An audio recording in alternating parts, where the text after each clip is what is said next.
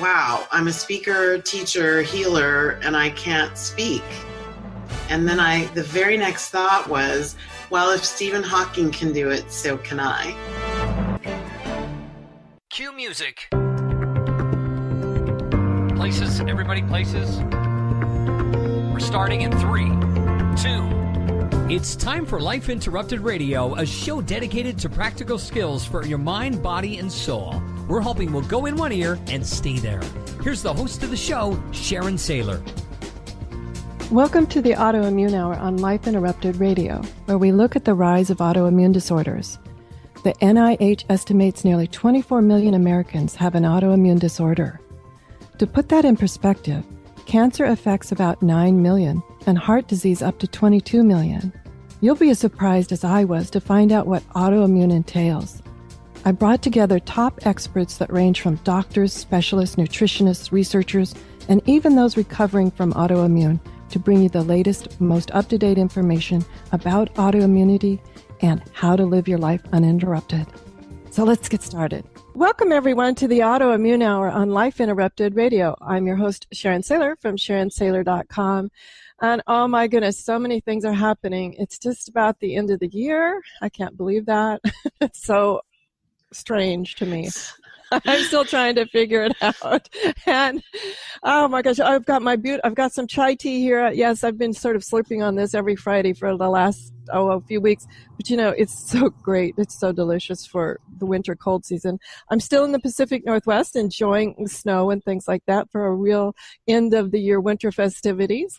So what are you curled up staying warm tonight? Because like I said, a brand new show every Friday, 7 p.m. Eastern time. And tonight, one of our all-time favorite people is on the show. Whatever comes out of her mouth, I'm always awestruck. And so we've left the topic a little bit open, but I wanted to talk about, getting ready for the new year. I think the new year causes a lot of anxiety, like even for me, I had so many plans, and some of them are not even started, others are half done, others got done, so woohoo. But now I'm thinking about, okay, the new year. And I find that it really kind of makes me a little bit anxious. I have to stop and settle down. So I invited Valerie Sheppard, and she is the #1 best-selling author, catastrophic stroke survivor, inspirational keynote speaker, university lecturer, and certified laughter yoga instructor. When you meet Val, she's the best laugh. Isn't that the best laugh? I can't help but laugh when I hear her laugh. Anyway, Valerie is also a master of improv, which I absolutely love to watch her do her improv. She just cracks me up every time. Anyway, and she is just absolutely one of the most multifaceted people I have ever met. And her passion is life mastery, where she teaches you the 4-step happy to be me process. It's a centerpiece of her partnership with the University of California, Irvine, and is much loved in the successful class called Living 101, Being Happy and Whole. And she has a brand new bestseller out. I think you got it right there behind you, don't you? Yeah, Living Happy to Be Me. Absolutely. So I know you've been on the show before, Valerie, and so thank you so much for coming back right here at the end of the year and everything. We don't have to go into great detail, but, people are going to go, catastrophic stroke survivor? You are just what I call, here we don't call us survivors, we're thrivers. That's right. Your trip through the catastrophic stroke and how you came out the other side is awe-inspiring. Just awe-inspiring. Thank you. So just share a little bit of what it was like. I mean, I know your story, but just share with the audience. Oh my gosh, I can't imagine what happened. Yes, it was, and it continues, right? The journey continues, because I'm not back to I'm not at 100% recovery as I would like to experience it. So it continues 2.5 years later, but the experience was quite riveting. I was teaching facilitating an all-day leadership workshop, and in the middle of it, it was around 2:30 in the afternoon, I was backing up, and all of a sudden my right foot wouldn't move, and I almost fell down, but I got put into a chair, so I never hit the ground. And I just kept running through, like, have I eaten enough? Have I had enough water today? What's going on here? And we couldn't figure it out. And it was a pretty crazy next couple of months. It was a stroke, and when the EMTs got there, they couldn't move me because I was vomiting, and I had a blood vessel burst in my brain. And so the vomiting was a part of the blood pooling around my brain. I was out for a few days, 3 days, 4 days. And I woke up and I couldn't use my right side at all, couldn't speak. Or I spoke gibberish, which was pretty funny. My brain was formulating words in my head, and I was speaking them, and they sounded fine to me, but I looked around me and people's faces were kind of perplexed. And it's so funny. It was gibberish, which is, the language of improv comedy. So, and laughter yoga. So I was doing gibberish, but I thought I was speaking real that's conscious fascinating language to me, as if almost another part of your brain, that improv part of you, that humor part of you, the laughter part of you, was trying to take over, was trying to jump in and say, I'll do this, I'll do this. Well, that's interesting that you say that, Sharon, too, because the thought that I had when I realized that I couldn't speak right was, wow, I'm a speaker, teacher, healer, and I can't speak. And then the very next thought was, well, if Stephen Hawking can do it, so can I. Bravo, that's my Valerie. Yeah, and I kind of went back out, and then I woke up another day later, and believe it or not, my speech all dropped in like a brick. It just went boom, came back. Wow. I never went to speech therapy.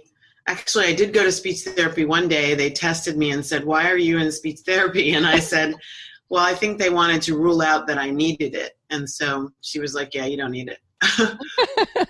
Fantastic. Check that off the list, right? It's really, it's been quite a journey, and it has come into play in so many aspects of my life. I know for a fact that this stroke has come to give me an opportunity to, do what I say, double down on the things that I teach. So I was already doing my darndest to embody the things that I speak about. That to me is part of my integrity and authenticity commitment to the people that I serve. And then the stroke has just given me an opportunity to go even deeper into everything that I teach. So it really is funny that you say that like this funny aspect of me took over and allowed me to go to a higher plane, to see things with a lot more possibility and light and peace and reverence, which is exactly what we're going to talk about today, that's necessary when you're in any kind of transition, but certainly in this year end to the new year transition. Oh, yes, absolutely. And I just want to touch on this for a minute, because I've heard it from other guests about how their life changed in a positive way after a diagnosis, that there was this opportunity for them to reassess their life and reevaluate their life. And some stayed on the same path, and others often said, no, I'm really going to follow this passion I've had a long time, or in my case, I'm still doing my communications work, but the autoimmune hour wouldn't be here if it wasn't for my autoimmune condition. And so it's always interesting to me how we try to predict the future, but we can't. We're so lousy at it. I know you're a big advocate of following our gifts, so we'll start on that, and then we'll go into how do we prepare for the new year and maybe get over this angst about, oh my goodness, one more year down. Oh my goodness, how am I going to do this new year? So let's start a little bit about, just learning to find our gifts and accepting them. It's interesting. It seems strange to me to even have to say, can we find and accept our gifts? And I think part of that is because we're conditioned to go after what we do well.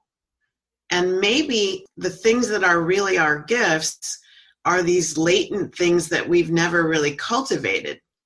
And so for me, for example, there are things that I have not cultivated that could potentially be a kind of gift. You know, the improv comedy was one of them. I hadn't even done it. It kind of scared me when I first started doing it. I was like, oh my gosh, how do you do that?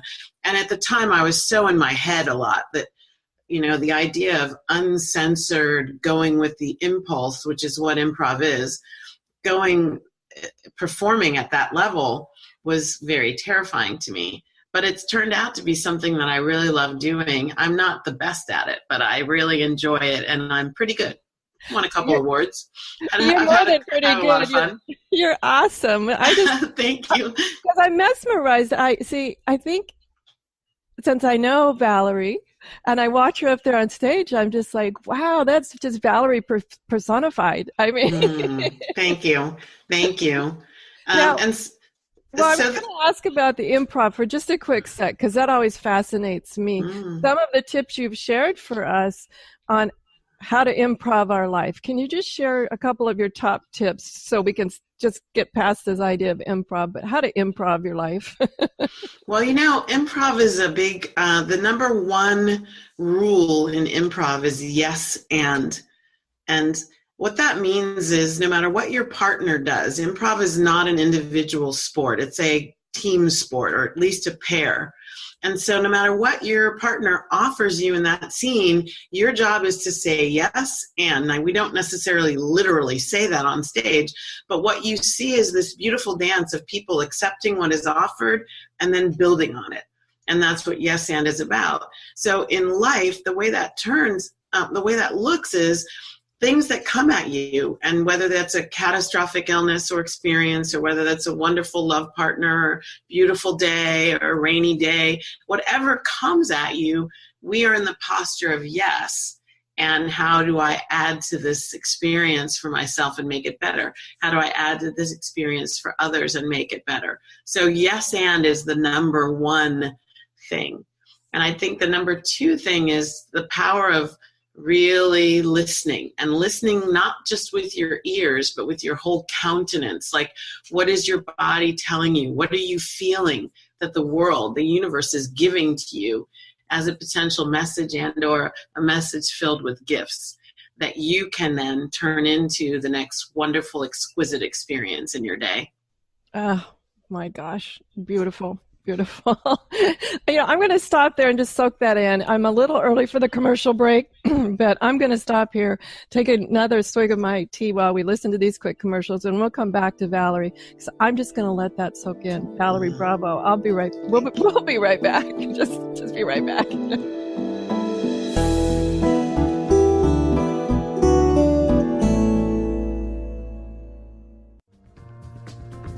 Life Interrupted Radio will return after these messages from our sponsors. It's great sponsors like these that keep this show coming to you every week.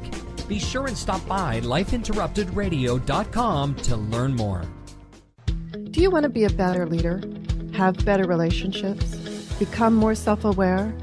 Be a better communicator? Hi, I'm Sharon Saylor, best-selling author, professional speaker, and executive coach. And my life passion is empowering professionals to be the best that they can be. After years of working with professionals, I've discovered the 7 things nobody is telling you that can cost you your clients, sales, and even your career. And I want to give it to you free. You've heard my show, you know my passion, and maybe we'll be working together sooner rather than later. So go grab this ebook now to find out the 7 things that's costing you big time over at SharonSaylor.com/radio gift. Your conscious lifestyle on steroids. OMTimes Radio. IOM-FM. Humanity Healing International is a small nonprofit with a big dream. Since 2007, HHI has been working tirelessly to bring help to communities with little or no hope. Our projects are not broad mandates, nor are they overnight solutions, but they bring the reassurance that no one is alone and that someone cares. To learn more, please visit humanityhealing.org.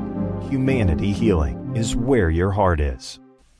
Hello, I'm Lisa Berry. Join me every Monday at 1 p.m. Eastern Time for Light on Living, a chance to see new, hear different, and feel more as I shine the spotlight on all the ways to lighten the load of life's challenges. Light on Living is your link to that new way you're looking for, that new understanding that will enhance your life, and that positive connection that will support your growth. So join me and you'll gain insight and start to see things in a new way that motivates you.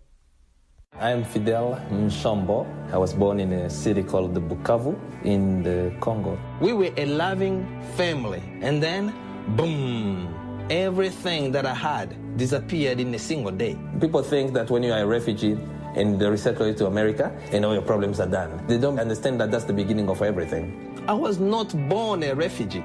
I was made one. It's time we welcome refugee families with open arms. Learn more at embracerefugees.org, brought to you by the Ad Council.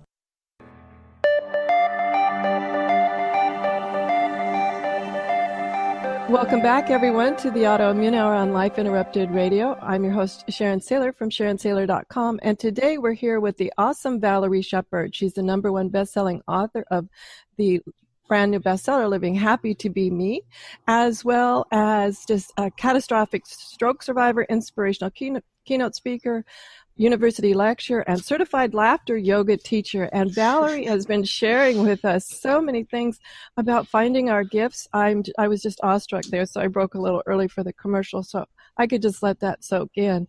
Thank you so much. This idea of approaching life with yes and, because I know as I'm getting older, it's sometimes a little hard for me to say yes and. Sometimes I want to get a little stuck in my ways, shall I say. Well, yeah, and sometimes what we're used to saying a lot is yes, but.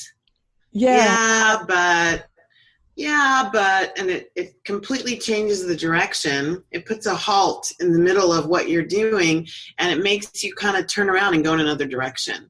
Getting ourselves into the habit of greeting everything with 3 words that I call critical to having a happy and whole life: accepting, allowing, and receiving. We have to, and the accepting, allowing, and receiving. And the yes and sets us up to do that. To just say, okay, like when I woke up and couldn't talk, oh, okay, well, I'm a person who needs to talk for what she does, and we'll figure this out. Oh, well, it's just not speaking today. I guess I'll go back to sleep. And so the more that we can get in that posture, the more we can actually receive the gifts that are coming to us. And so we talked a little bit before the break about how do we even identify our gifts. And my suggestion was that some of us have latent gifts because we've been focused on what we're good at. Sometimes those are one and the same. What we're good at is also our gift. But in other ways, what we're good at is not necessarily the only gift. It's actually something we've cultivated, and the gift may be laying there dormant and wanting us to pick it up and dance with it a little bit more. That's why my book is called Dancing Your Soul Light Style. It's like, what is calling you into a dance that were you to go with it? Yes, and if you were to go with it, would have more happiness, more fulfillment, more success, more joy and tolerance and harmony and compassion and all the beautiful things that life constantly has to offer. Oh, I love that. And I'm thinking a couple of things came to my mind while I was listening to that. One of them I often hear, though, are people like, oh, I would love to fill in the blank, go back to painting, or I really love to do this as a child, or something like this. But I'm afraid. You notice there was a but. Yeah, that was the yes, but. Yes, I would love to do this, but I'm afraid. Mm-hmm. And the yes and is lovely. Thinking of someone I was coaching the other day when I realized for whatever reason they needed what I'll metaphorically call a net under them to know that it was safe to jump. What other tips do you have for people who are still kind of, Valerie, I hear you, but... Right. Okay. So a couple things. First thing is, yes and doesn't eliminate the fear. Oh, I'm glad you bring that up. Somehow doesn't eliminate the fear. It just sets you up to accept and allow the fear. Fear is natural. I don't know where we got into this idea that we shouldn't be afraid of things. We can have fear. The question is not whether we have the fear. It's how we respond to the fear. Does the fear stop us in our tracks, make us run for the hills?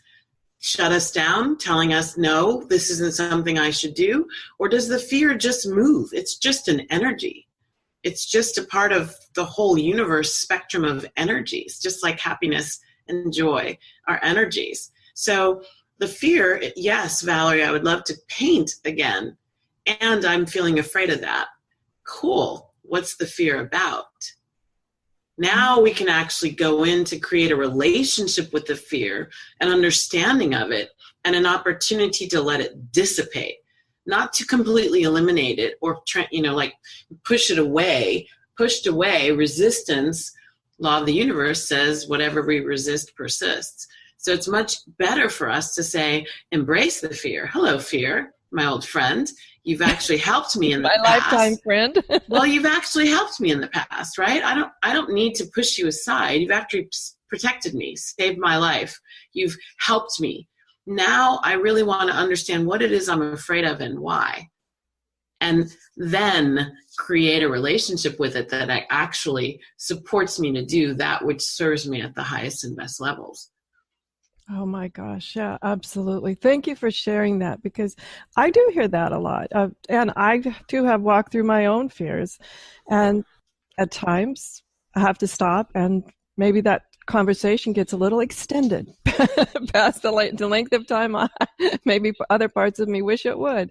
So, well, it like a lot of times what we're fighting is the subconscious or unconscious memory we have of a situation like the one we're facing in the current moment that happened a long time ago, like between the ages of 0 and 6, a long time ago, when something scared us and whatever happened shut us down.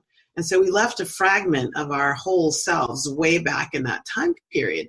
And until we reunite with that inner child's pain, inner child's fear, inner child's shut down, disenfranchisement, until we reunite with that, our life is trying to show us that we're not whole. And if we react to everything that our life is showing us with a sense of recoil and a sense of kind of push that aside, I want to get over there, keep going where I'm going, we're missing out on an opportunity to be that which we really are seeking every day anyway. So now is a way to, as we look at it, let's see how we pull it in and love it. That's the way we love ourselves, back into wholeness. Oh, beautiful. Oh, see, these questions are just flying out of my brain because I get mesmerized with you always, Valerie. Let's talk a little. I just love that. Okay. While I'm thinking about it, guys, this will be part of the transcribed tribe, because this is stuff that, you can hear it, but you want to be able to re-listen to Valerie again and again. And then I'm definitely going to be part of the transcribed tribe, guys. So anyway, that's a little side note there. So Valerie, as we're looking at this past year and the things that we want to set up to be able to do for ourselves and follow those gifts and follow those maybe even uncover things that we haven't been willing to look at. As we're setting ourselves up for the new year, what kinds of tips do you share with people? Because I always worry, gosh, it's such a big time. Everyone is setting resolutions. It almost feels to me, I don't know, sort of both anticlimactic and overwhelming all at the same time. Mm-hmm.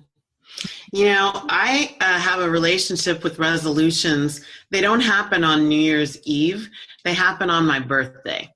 So one thing that you can do is take the whole resolution process out of January 1st and December 31st and just make them about you, not about the rest of the world. Just put them on your birthday. It's something that you do for you, and it's about your next year. The next year of you is going to be different in what ways? So that helps take that New Year's resolution pressure off of this transition from December 31st to January 1st. The other thing is, I think one of the things that my clients tell me is when they're concerned about the future, whether it's this New Year's Day transition or just anything in the future, there's something that they don't think they're capable of doing that the future's going to call on them to do. And so we often spend time getting clear on, again, what is this, underneath anxiety, the base emotion is fear. We're back to the same word. People call it frustration, anxiety, worry, overwhelm. All of those have at the bottom some idea of, I'm not going to be enough to get this done. I'm not going to have enough money to take care of this. I'm not going to have figured out this problem in order to move beyond it. It's all around this sort of lack, limitation, limiting beliefs, limiting thoughts, and fear. And again, when we can kind of peel back the peel on it and get to its core and make peace with that. And one of the biggest tools that I use for people in this space is this thing that I call I can, I have, I am thinking. I can, I have, I am. And it basically takes a page from a previous chapter in your book where you have overcome some difficulty or you've figured something out, you've found the path that you were looking for, and it says, use that to remind yourself you've done it before, you can do it again, and then claim it in the moment. I can overcome obstacles. In fact, I have overcome an obstacle just like this one. Right now, I claim I am overcoming this obstacle. And so I can, I have, I am thinking is a way to shift limiting beliefs into something much more positive and affirmative. Oh, that's beautiful. I can, I have, I am. So, yeah, I'm coming up with quotes for Twitter left and right here. This is awesome. So I can, I have, I am. And that even just saying that, I haven't had the chance here because of our interview to really reflect on something that I might choose to use that with, but somehow just saying that is very freeing. It really is. And the most important part is to get into the present. So we spend time at the holidays and in New Year's doing a whole bunch of retrospective analysis, looking backwards, and a whole bunch of anticipation of the future, planning and anticipation. And we forget to be present. And what I like about the I can, I have, I am is it ends with I am, which is in the present moment, claiming that which we intend to create. And so it's a positive, affirmative statement of a present moment situation, circumstance, and this is what we're going to do. And so I love the I am statement as a way of saying, I am doing this. And maybe we're doing it one tiny little bite at a time, but that's all we need to do is one tiny little bite at a time. And that's probably my second tip, Sharon, is I have my clients sit down, and as they map out, okay, let's say the whole thing is I want to lose 10 pounds. And let's say they decide the goal is to lose 10 pounds by March 1st. Okay, great. So instead of thinking about all 10 pounds, why don't we break it down into some constituent points where you get a chance to see, oh, I'm on track or I'm off track. What happens is, I know this is true for me, I can put on 10 pounds without even noticing it. And then all of a sudden, a pair of pants doesn't fit. And it's because I've been having a lot of fun with my food and drink, and maybe not as much energy has been put into my exercise. And so if we break it down into more chewable mouth bites, how am I going to lose 1 pound? And then when I lose 1 pound, hallelujah, I celebrate without eating and drinking. I celebrate a different way. And then how am I going to lose 1 pound? It adds up. 1 pound, 1 pound, 1 pound eventually gets me to 10. But somehow, psychologically, 10 feels really huge. But 1 feels doable. And so if we can break things down into smaller chunks, that saying, how do you eat an elephant 1 bite at a time? That's the way. That's what we're doing. I like that. How do I lose 1 pound? How do I lose 10 pounds? Just deal with 1 at a time. Yeah, just deal 1 at a time. I love that. It does make it feel, and I would imagine being that I can, I have, I am plays into that, because the first you look at the scale, you're like, oh, I lost 1 pound. I can, I have, I am. And so I could see how it could build upon itself, because you proved to yourself moments ago that you lost that 1 pound. So I imagine the next second, third, or fourth pounds would exponentially become a little bit quicker or something. I'm not sure. Just sort of rinse and repeat goes through my mind. Oh, I love rinse and repeat. It's definitely, when something's working for us, it's really a good idea to keep doing it. And then can we build on it? What else? How else can I make this better for me? What more is possible in my I can, I have, I am equation? What more is possible? And I think when you talk about this journey that all of us is on from an intention to a goal, one thing that can really disrupt our getting there is when we don't, and what we do in response to that. So how do I receive myself, quote unquote, failing? How do I receive myself not achieving something that I intended to achieve? And those little memories of how that feels, believe it or not, can be one of the biggest things in the way of where we're going. Our yesterdays can get in the way of our todays and tomorrows if we let them. And so being able to receive ourselves, and by that I mean love and accept and nurture and honor ourselves, even in the midst of a failure, even in the midst of I didn't do that 1 pound so well, or I didn't do that particular thing I wanted to do so well. Let's see what got in the way and how do I do it differently? So it's, again, a yes and. Yes, I didn't do that so well. And what am I doing about it now? What am I learning from it? What did it come to teach me? I just love your use of language. Sorry, I'm still mesmerized, folks. I hope you guys are too, because you can see why I wanted Valerie on for this show, the end of the year show here. This is so awesome. I love this receive yourself. I've never heard it termed that way. And there was a whole relaxing in my body as you said it the second time. The first time it took a second to sink in. And as you said it the second time, there was this complete energetic relaxation that happened. So I just love your use of language. It is so important how we talk about ourselves and the world that we're in. Well, we hear everything we say and every thought we have. Every other person probably doesn't, because a lot of times we're talking to ourselves in our homes or our offices and in our heads. And so nobody else can hear it, but we do. And it's powerful language, that which we say to ourselves about ourselves. It's hugely powerful.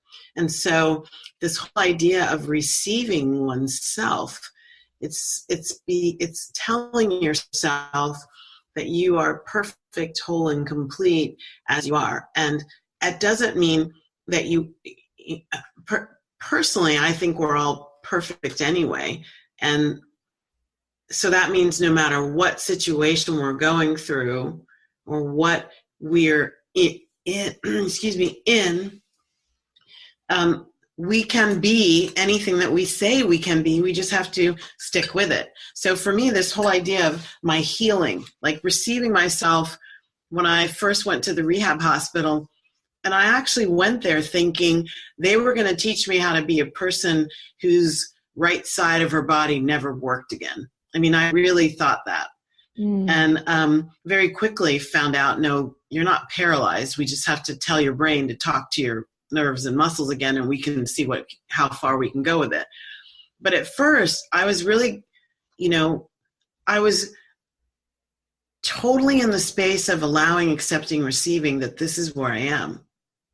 Like, I might be in a wheelchair forever. And it's not like every single day is like that. Believe me, I have days where I'm sick of it. My hand still shakes, and I've broken countless things and knocked plates over. I've done so many different things, and I'm like, wow, this is hilarious. And I still have to receive myself where I am, which is my body does what it does. I won't say my body doesn't work. I will say my body is in this space of healing. And so the unhealed aspects of it still do some interesting things and aren't always at my command. And I'm willing to love it and be compassionate with it. And I talk to my little right hand and ask it to watch the left hand doing things and see if I can, get them synced up to doing things the same way. And it actually feels good. Oh my gosh. We got to take a quick commercial break, folks, but we'll leave on that note of like that. I love that idea of asking your right hand to look at your left hand and see, this is how it's done. Mm-hmm. I love that. Literally, that was a conversation I literally had. Oh, that's still have. It's definitely the I can, I have, I am for sure. My left hand, let's see, right side. Let's practice it. So, anyway, let's take this quick commercial break, folks. We'll be right back in just a minute.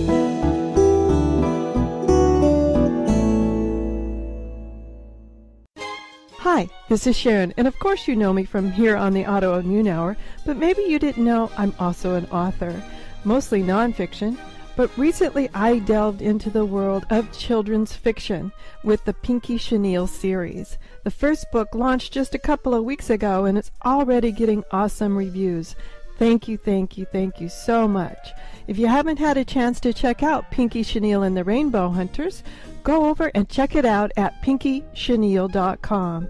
That's Pinky, P-I-N-K-Y, Chenille, CHENILLE.com. Thanks. See you there. The best of holistic, spiritual, and conscious world. OMTimes Radio. IOM FM. Ascending Hearts is no ordinary dating site, but a spiritual dating site with a purpose, to link you with your soulmate. We engineer the serendipity so you can trust that you will attune with someone that has the same matching vibration as you.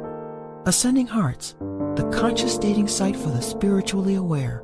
Try Ascending Hearts for free. ascendinghearts.com. My name is Victor Furman. Some call me The Voice. I've always been fascinated with human nature, spirituality, science, and the crossroads at which they meet. Join me Wednesdays at 8 p.m. Eastern on OMTimes Radio, and we'll explore these topics and so much more on Destination Unlimited. What are all the things you witness online in a day? Cats playing piano, selfies on your feed, your friend's picture being turned into a nasty meme that's been shared 50 times, 51, 52. When someone's being bullied online, it's hard to know what to do. Now you can speak up with the witness emoji. It looks like an eye in a speech bubble, and it's in the symbol section near the clocks in your phone. You'll let the world know it isn't cool, and you'll let your friend know you care. Learn more at eyewitnessbullying.org. Brought to you by the Ad Council.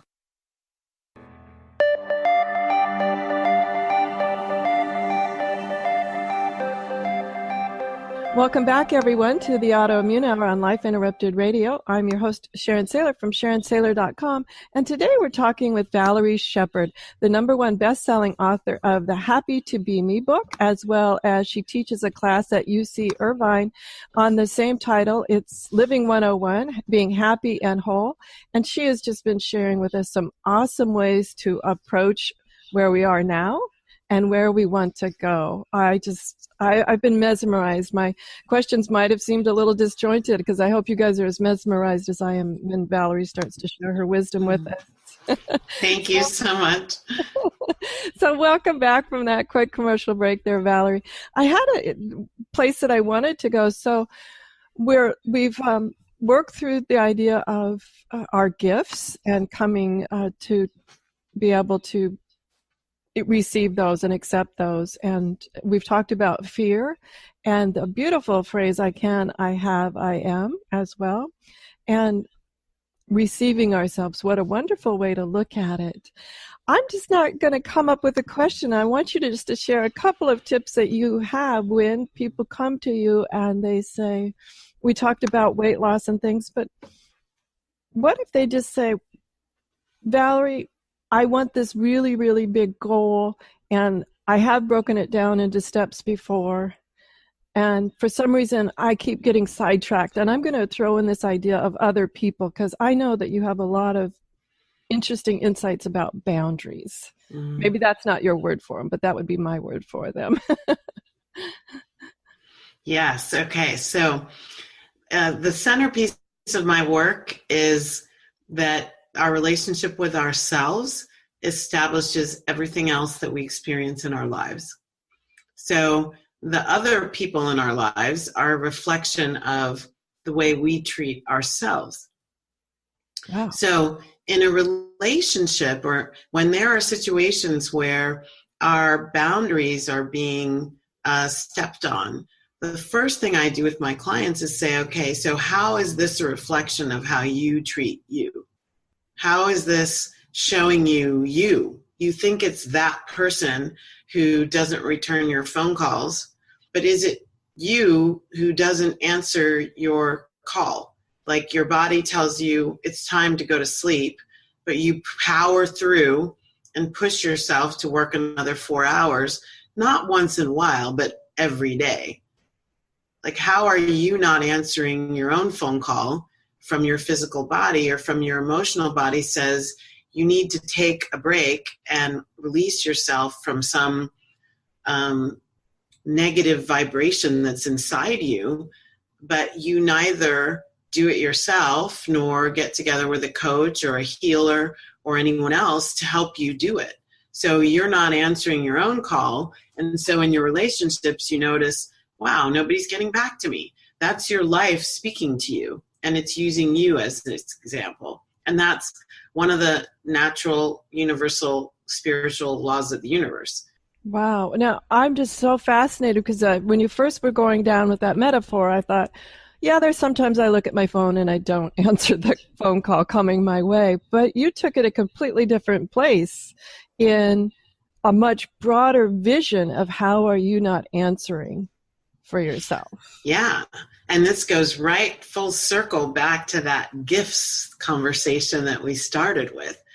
How many times are we getting a call from the inner that's saying, hey, let's dance. Hey, let's go play. Hey, let's draw. Hey, let's do this. And something intellectually inside us, or fear, emotional fear, shuts that down. We don't answer that call. And so we end up wondering, why is my life my life? I don't even like my job. Why am I doing it? Well, maybe because you haven't answered the call that's been coming over and over from your inner being. And you may have had some really good reasons. I don't know how I'm going to make money at it. Oh, that's something I did when I was a kid. I could never do it now. I love playing piano, but I could never be a Mozart. Well, maybe you're not supposed to be. But maybe what happens when you play piano frees up some energy in your system and allows you to connect to you in a different way, which means all those other things you're doing flow better. And so we can get into a very tight space of living where we've mapped out the minutes and we know on Saturday we're supposed to do this, on Tuesday we're supposed to do that, and we haven't left enough room to organically create in the present moment. And so it really helps to be able to look at the calendar when we wake up and say, yeah, I did plan my day this way. Is this still what's calling to me in this moment to be the highest and best expression of me? And sometimes you can't change everything. I just finished a quarter where I taught 4 classes.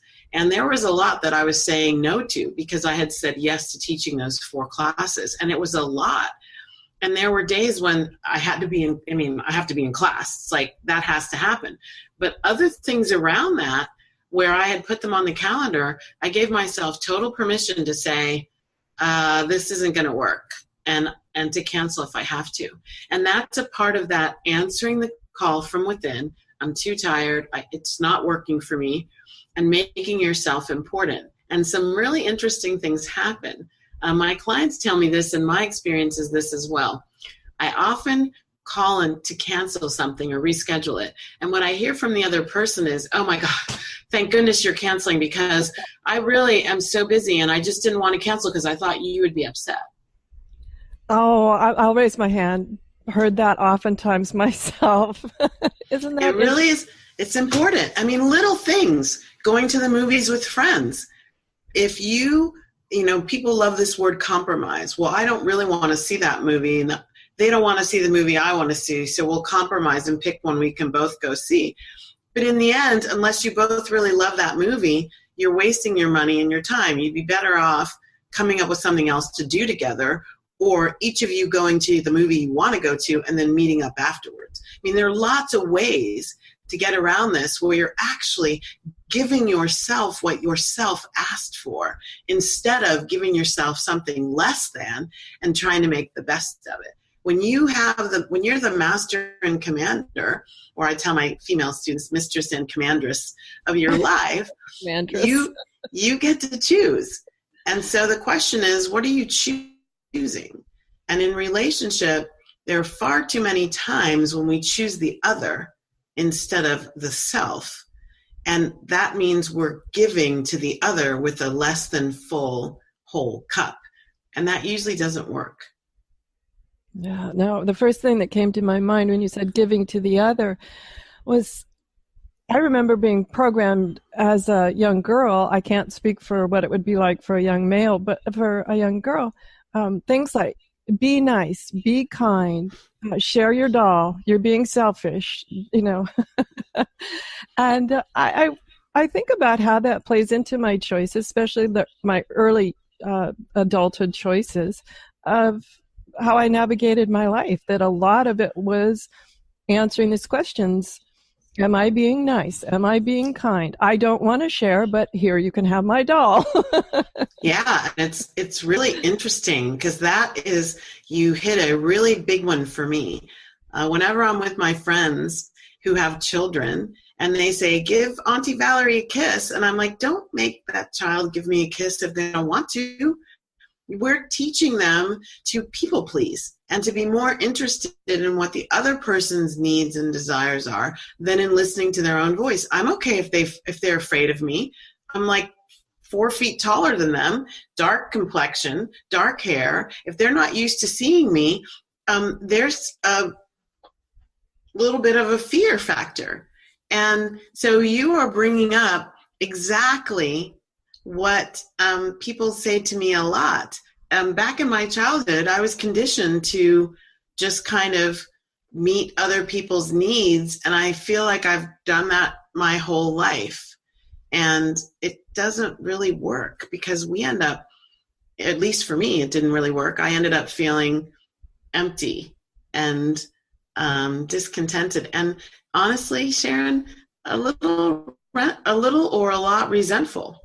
I mean, I used to do, when I would go on vacation, I would take a lot of money, spending money, and 80% of my spending money was spent on other people, gifts to bring back. A long time ago, when I used to actually mail postcards from Europe to people in the United States. So finding a postcard, getting the postage, finding a post office in a foreign country, mailing back to the United States, that was a part of my vacation. And I would be resentful that no one ever sent me a postcard from their vacations. And no one ever brought me gifts back. And then that set up resentment. And I had to look at, well, what's the problem? Oh, I'm being, quote unquote, a better friend than they're being to me. No, actually, I'm just doing a conditioned behavior of, if I do this, they will love me. And then I figured out, no, the person who's most responsible for loving me is me. Wow, what a great story, too. That's such a profound story, and one of those stories where I think most of us can relate. Maybe we haven't gone on vacation with postcards, but that idea of we're the ones that call our friends. We always go to well, I'm the one that always calls, or I haven't heard from so-and-so in 5 months, but I've made the last 5 calls. I'm not calling her until she calls me, and years go by. That's fascinating how that works. Oh my gosh. We'll be right back. We need to take one quick commercial break, and then we'll be right back.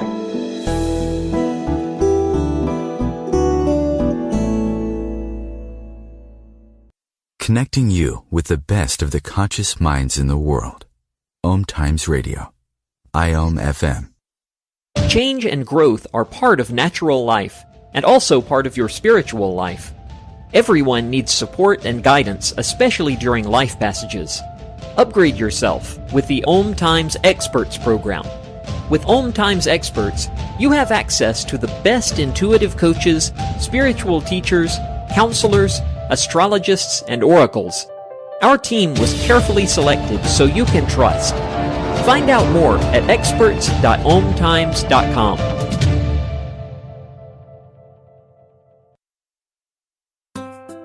Grab a cup of tea or a glass of wine and tune in for Inspired Conversations with publisher Linda Joy on Tuesdays at 2 p.m. Eastern. Linda creates sacred space for leading female luminaries, empowering authors, heart-centered female entrepreneurs, coaches, and healers. A soulful venue where guests openly share the fears and obstacles they've overcome, wisdom and lessons learned, and the personal journey that led them to the transformational work they do in the world. Inspired Conversations to empower you on your path to authentic, soulful living. Hey, Dr. Phil here. You know, I help people solve difficult problems every day, but one problem has me stumped: childhood hunger. Nearly 16 million children in America struggle with it. Luckily, the Feeding America network of local food banks collects surplus food, giving hope to hungry children and their families. But they need your help. Join me in supporting Feeding America and your local food bank at feedingamerica.org. Brought to you by Feeding America and the Ad Council. Welcome back, everyone, to the Autoimmune Hour on Life Interrupted Radio. I'm your host, Sharon Saylor from SharonSaylor.com, and we here tonight with the beautiful Valerie Sheppard. She's the #1 best-selling author, and as you've heard, just inspirational beyond words. She is so wise. I love what she's sharing with us tonight about life mastery. And she actually teaches a course at UC Irvine called Living 101, Being Happy and Whole. And her beautiful bestseller is Living Happy to Be Me. And before we hit that clock, Valerie, you had something that you wanted to share with us. And so let's jump into that. And then go ahead and just tell us more about how people could work with you and find your book. And then we'll just close with a couple of final thoughts. So what were you going to share right before we hit the clock? Well, you know, this whole idea of the other is reflecting us. It's sometimes hard for people to kind of grasp it. But when they dig below the surface with the total yes and posture, wow, that is what I'm seeing out there. What is it showing me about me inside?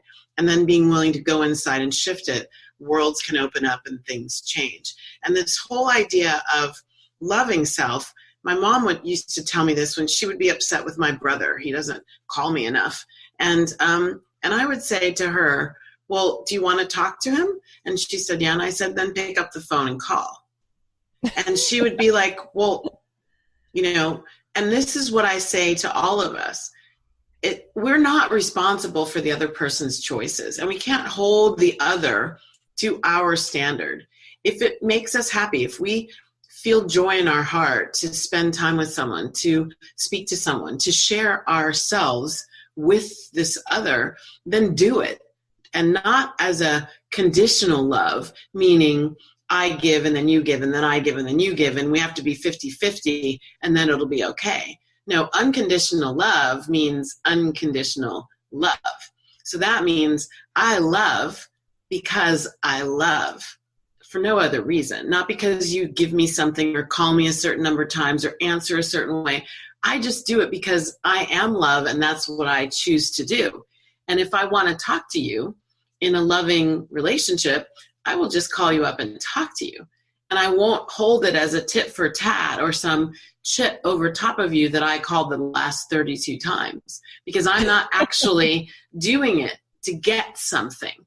If I'm doing it to get something, I'm not really giving, I'm taking. If I'm calling you so that eventually you'll call me back and I'll feel like we're in a great relationship together, that's not the same. In unconditional love, I just want to love. So I love our conversation, so I'm going to call you. And that's enough. And so at this time of year, there can be a lot of scorekeeping. Yes. There can be a lot of scorekeeping. And I would encourage and invite all of us to see how we can put that down and let that go.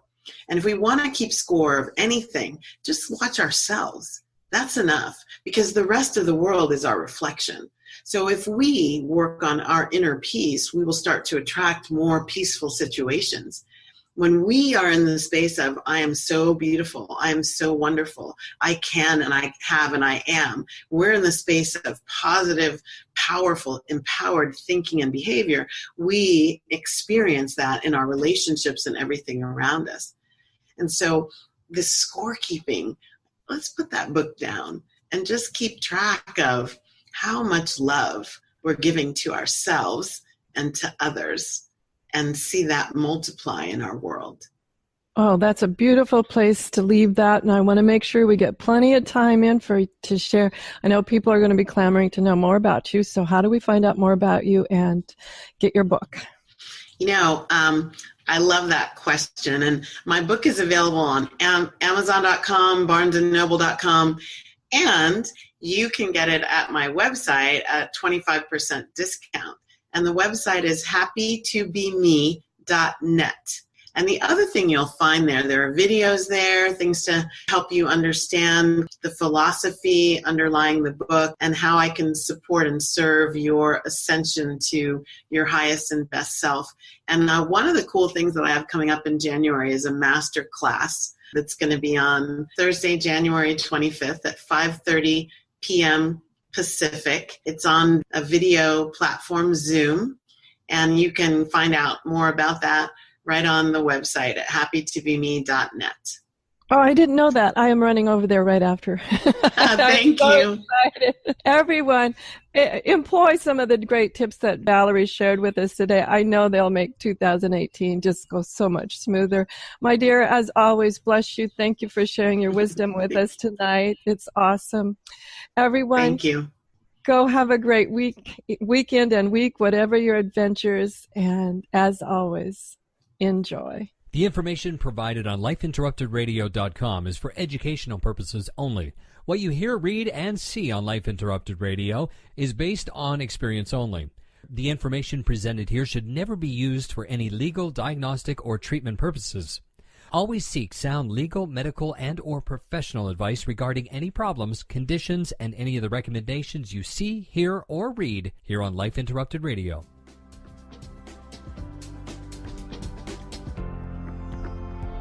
You've been listening to Life Interrupted Radio. To learn more, listen to other shows, and gain free resources that can help empower your life, be sure to stop by lifeinterruptedradio.com.